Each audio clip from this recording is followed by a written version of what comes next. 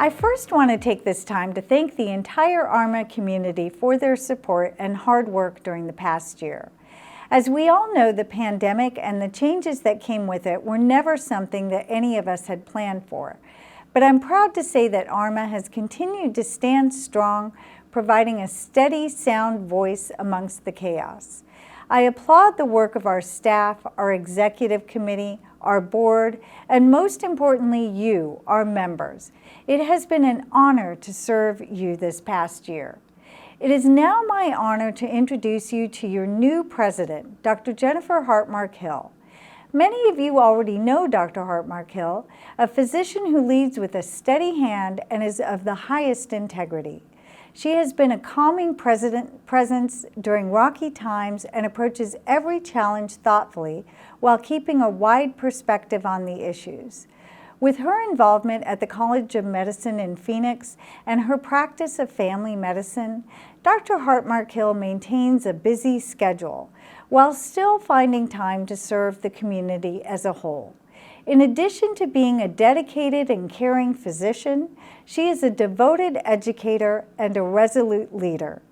Dr. Hartmark-Hill has an impressive background, holding a number of positions at the College of Medicine. Her commitment to medicine, patients, and to educating our future physicians is unmatched and is exemplified by the numerous honors and awards she has received to date. She is also a staunch supporter of organized medicine, having served on the Maricopa County Medical Society board and in multiple roles here at ArMA, and as AMA alternate delegate. Throughout it all, Dr. Hartmark-Hill has been an essential voice of perspective and guidance, and I look forward to working under her leadership during the upcoming year. I am confident that ArMA will thrive with her at the helm. Please join me in welcoming and congratulating our new president, Dr. Jennifer Hartmark-Hill.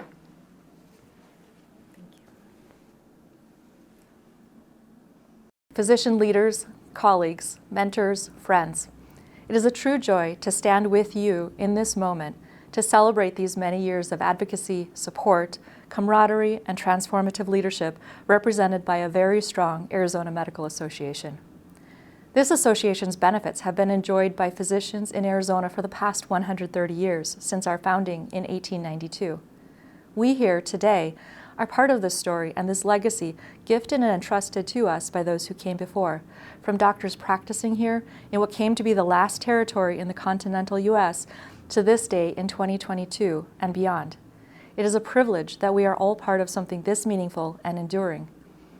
All of our stories intersect here today as we do our work in our House of Delegates, on our hospital wards, in our clinics, in our research settings, and in our teaching settings, for our patients, our families, and our communities. These stories carry forward the echoes of those physicians who mentored us. In being here, we honor them as we carry on this momentous work. Our stories are also helping to write the future pathways and possibilities of those who have just newly felt the powerful calling of medicine and who are seeking the training needed to one day in the future join and lead the teams that care for our patients. We all have a story about why we are here in this place at this time. I want to invite all of us to reflect for a moment on that story, to experience gratitude for those who mentored and inspired us, and to think about what strengths we have all developed as part of our collective journeys. A mentor once said to me, "When your strengths intersect with human need, you have found your purpose." As an organization, our purpose and our strength is highlighted in our mission. On behalf of member physicians, ArMA promotes leadership in the art and science of medicine and advocates for economically sustainable medical practices, the freedom to deliver care in the best interest of the patient, and health for all Arizonans. As ArMA president, over the next year, I will work with you all and our committees and teams to ensure that all of our initiatives map to our mission.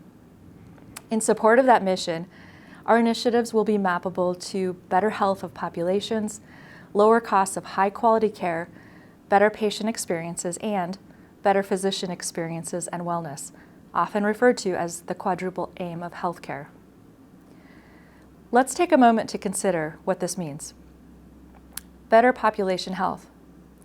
I'm very proud of the work ArMA members, all of you, have done year after year to improve the health of our patients through legislative advocacy, through our public health committee initiatives, through messaging scientifically sound health education. We've convened stakeholders to address challenges to our clinical practices and worked for sustainability of our businesses and of our workforce. Because we have a shared purpose to advocate for our patients and our profession, and because we have a diversity of strengths and perspectives, we are mighty when we stand together. No one of us is greater than the whole. And we need our strengths and our resources and our numbers because of the need of those we serve is great, and the opportunities to make a difference are boundless. So how do we focus our resources, our energies, our efforts, our strengths into the potential that lies before us? How might we recalibrate based on our awareness that the needs of our patients, of populations and systems are ever evolving? In his address to the AMA as Surgeon General, Dr. Jerome Adams urged physicians and policymakers to look upstream to address the nation's ills, such as chronic diseases, lack of a strong preventive medicine system, addictions, health disparities, and many others. The data show us that if we are to make a true difference for patients and populations, we must find a way to do just that, look upstream.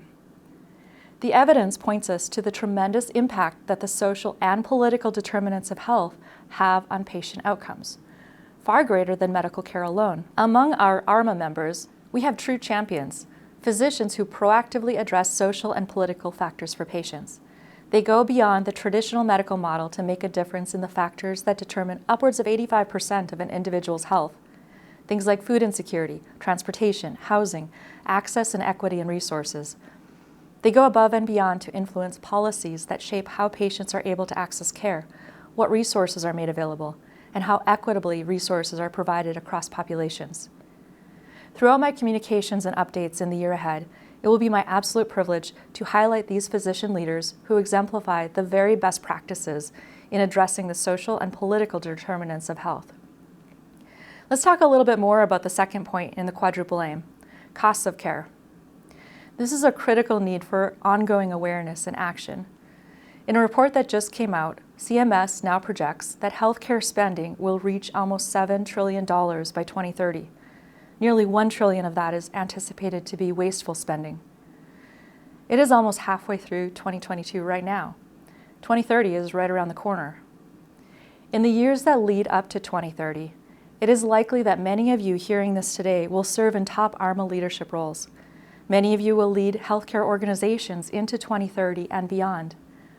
What kind of impact will this level of costs of care have on our patients and our state? What do we need to be doing now, upstream, to prepare? We are all stakeholders in this question, and we must all be part of the solution. We are in the arena, and we must fight back on the harms associated with rising costs of care. In doing so, it will be helpful to remember President Theodore Roosevelt's famous quote about being the ones in the arena.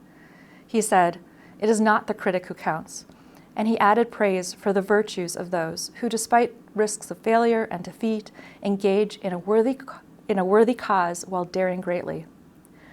We have all been called to such a worthy cause in the learning, teaching, and practice of medicine. We do not have all of the answers. We are not infallible, and yet we learn, we grow, we build coalitions, we show up, and we do the work. Because it is we who do the work, we must also advocate for ourselves, for our well-being, and for the environments that support us and our resilience. I'm so proud to acknowledge that ArMA has been at the forefront of doing that work on behalf of all physicians in our state. We've made some historic changes by partnering with key entities, and we've brought our case to the medical board. Changes have now been made that alter reporting and destigmatize prioritizing care for our mental health as part of our physical and whole person health. We have also built a physician peer-to-peer coaching program, and it has been a privilege to work alongside those of you who have also served as peer coaches. We've connected with and supported our physician members. Further aligned with creating a supportive community, we are responding to membership survey data requesting more opportunities for meaningful connections. In the first quarter of my presidency, we will be launching a mentorship program that will be available to all members and responsive to your needs. Already, many of you have been serving on a task force with me to bring this new program to life. Thank you. We will continue to further other efforts responsive to your needs. The ArMA CEO and I will continue regular meetings with ADHS leadership to align our public health efforts and initiatives. We will continue the healthcare workforce transformation efforts initiated by Dr. Anand. And I'm pleased to say that we have secured some major funding for this from ADHS, and we'll have some opportunities to collaborate both statewide and nationally to really move the needle on workforce needs. Responsive to your needs, we will be convening stakeholders to address the inexcusable and perennial issues with payment delays to physicians. And we will address the burdens placed on physicians' time that do not add value, that take away from focus on what matters most. There are so many challenges and opportunities worthy of our time, of coming together to support one another. Your input is needed and welcomed on how we prioritize and what stakeholders should be at the table. Finally, as I stand here before you, dedicating this year in service to our organization as your president, I ask you to make a commitment with me, that the time we have together, we commit to respectfully, humbly, and graciously work together in a spirit of service to one another, our profession, and our patients.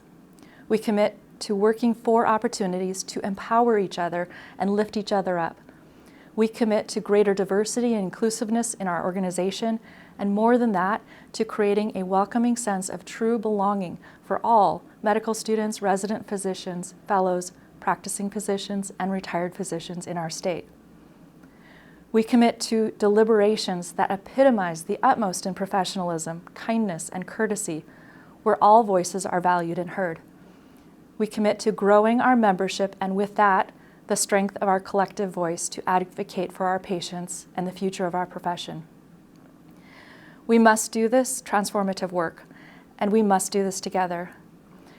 We need each other, and we will be better because of each other. The time is now. Let us go forward boldly, with purpose, daring greatly in the service to one another and the most profoundly meaningful profession on earth. Thank you.